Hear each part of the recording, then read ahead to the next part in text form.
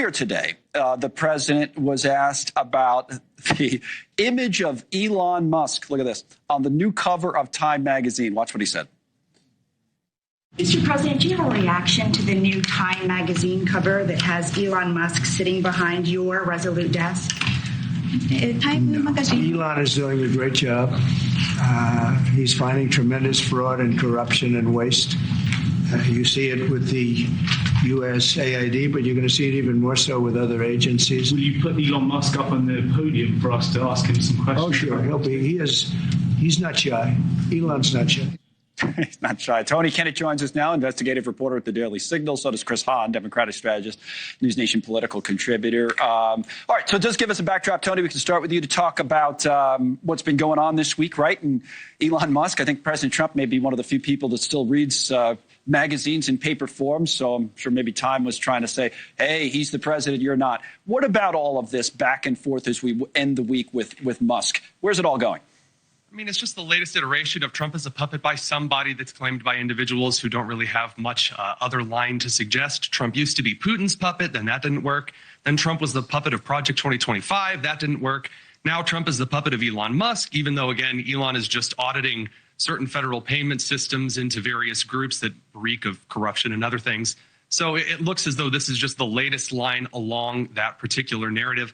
Not really sure that it's working, given the popularity of these moves so far, but I suppose time will tell. All right, Chris, let's talk about some of the moves. And I mentioned right at the top, and the president was asked about it at the news conference that just wrapped up with the Prime Minister of Japan.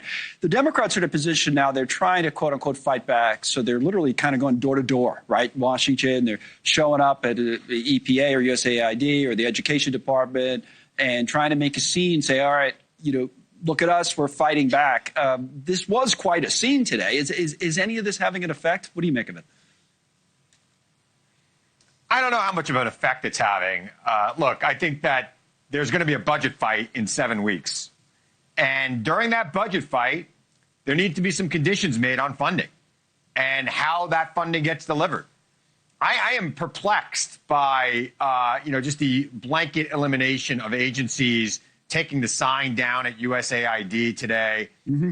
Elon Musk wanted to eliminate USAID. I don't know if that's a giveaway to China. He's got a huge plant there. He's got interest there. They were investigating some of the things he was doing around the world. I think Congress needs to fulfill their role under Article 1 of the United States Constitution and be a real check on the President of the United States. And I think that the Democrats, I think they got to do some public relations kind of stuff because their base is demanding it. But I think that they need to start making some deals with a few of the governing class of the Republican Party that are still left in the House of Representatives, because there are a few that actually want to actually govern in this country and do good things. And maybe Democrats need to start fighting a coalition. There's only a 2-vote majority. And with some special elections that could go either way, that might be a 1-vote majority. So you think there's a strategy, a political strategy. It's interesting because what would you say from the other side of that, Tony? Because the premise of the question, and we've seen this all throughout the week, there's only so much they can do. They can make a show. And maybe to Chris's point, there's something you can do legislatively. There's some coalitions that you can form, but they're having a tough time with how to handle Trump in some ways. No, that's very true. And going against the regulation of how U.S. aid has been handled over the last couple of years, as opposed to what it was founded for, as a presidential diplomatic tool to fight against the spread of communism in the Soviet Union, to now in which the State Department, given that Marco Rubio, Secretary of State, is the acting head of USAID, the agency is not evaporating like Thanos snapped his fingers. That's a lot of fear-mongering that doesn't quite fit the data. But as far as those things are considered, the president of the United States necessarily shouldn't. They have it is the how on this, though, Tony. To be fair, to stay with you for 1 second, it is interesting because it may not be evaporating altogether, right? They're going to keep but 300 people, or a little less than that, out of 10,000 is not a lot. That's a pretty good chunk. They're doing a pretty good job of taking this thing apart very, very, very quickly. You think, Tony, and they think. They being the president, Elon Musk, this is a fight they're fine with having, it seems like, in public. They're okay with it. I mean, I think so. It seems that the Democrat individuals out of the Senate and the House who are walking outside of buildings and yelling can't really articulate why USAID shouldn't go under the State Department and shouldn't be a tool that is used by the diplomatic corps. as opposed to an office that is handled by the president's personal slush fund. I think that this is an important alignment of where certain things in the U.S. financial system need to move to. But again, like Chris said, this is something that Congress needs to look at because these responsibilities do have to be appointed correctly. All right, let me give you a chance to respond, Chris, because it's been interesting this week. We've seen some Democrats who have pushed back very hard on that argument, right? And we've seen others that have said, we don't really want to have this argument right now. We'll talk about something else. Foreign aid is not the most popular subject, that kind of thing. You know, you've heard it. Go ahead. Yeah, absolutely. Look, there are a lot of things in foreign aid that people have questions about, and there are a lot of things in foreign aid that are actually the projection of United States soft power around the world, and it has worked very effectively. And in the developing world right now, we are not there alone. The Chinese have their Belt and Road program, which is spreading throughout the developing world, and it is competing with us.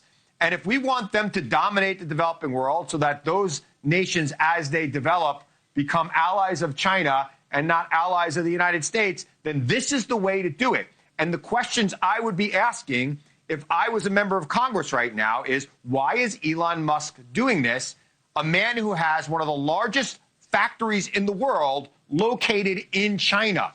And to me, it smells. It smells dirty to me. Right. And I would want the answer to that question. And I would call Elon Musk. I'd call the Secretary of State. I would call whoever I needed to call in a hearing, if I was a senator right now, to answer those questions. I know they wanted to call Musk. That didn't go so well the other day. Tony, you the last word on all of this. Respond to that as we do. Let me show the video. I think Chris alluded to this earlier of that USAID sign. Here it is, taking the sign down. This was earlier today in Washington. Last word, Tony.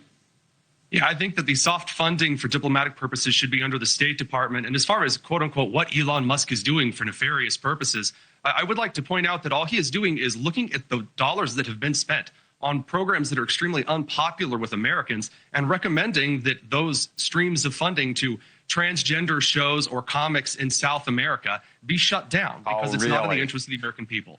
All right. We've talked about it throughout the week. We've talked about it today.